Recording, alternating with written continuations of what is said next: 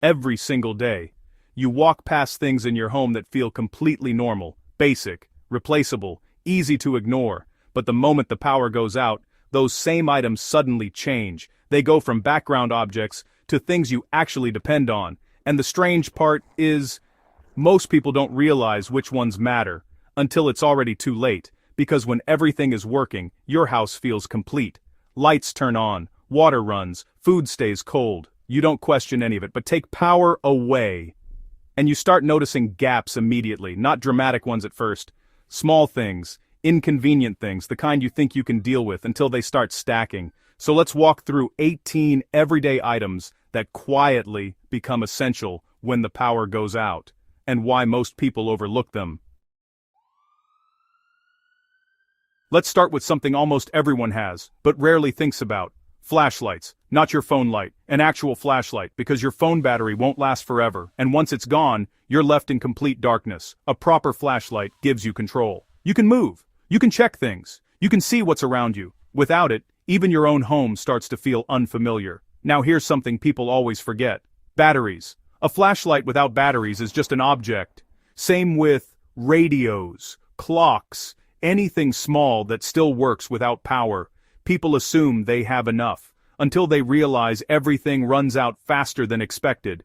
Next, a portable phone charger, not for comfort, for communication, because once your phone dies, you lose access to information, updates, and contact, and in uncertain situations, that matters more than people expect. Next, bottled water.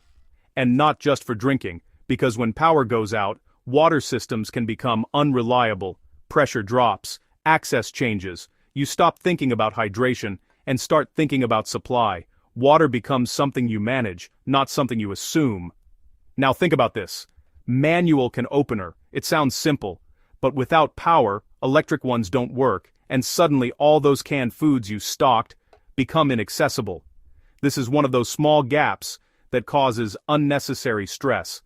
Because the food is there, you just can't reach it. Now something even more overlooked. Candles. Not as a primary light source, but as backup. They're slow, simple, and reliable. And when used carefully, they give you a steady light that doesn't depend on anything else. Then there's lighters, or matches. Because without them, candles don't help. Small dependency chains like this are where most people get caught out. One missing piece, and everything stops working. Now consider this. A simple cooler. Because when your fridge stops working, you have a limited window before food starts going bad.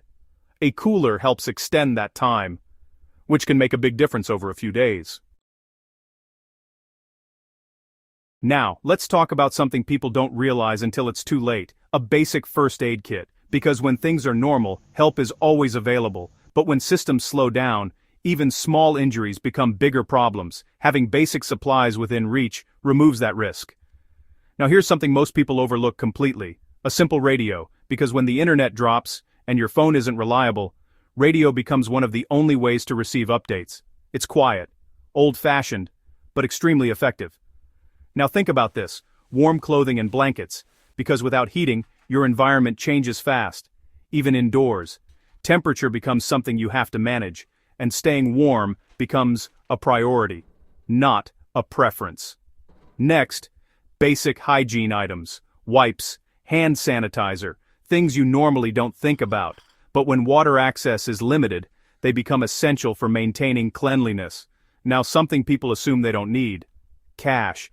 Because when systems go down, card payments don't always work, and suddenly, physical money becomes useful again, even if it's just for small transactions.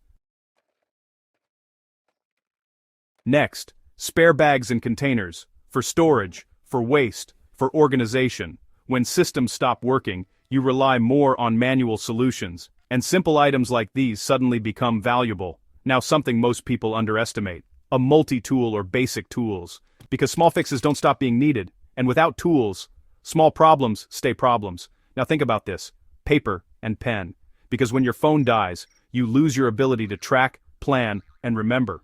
Writing things down becomes your backup system, simple, but effective. Next, spare clothing, not for fashion, for practicality. If washing becomes difficult, having extra essentials becomes important quickly. Now here's one.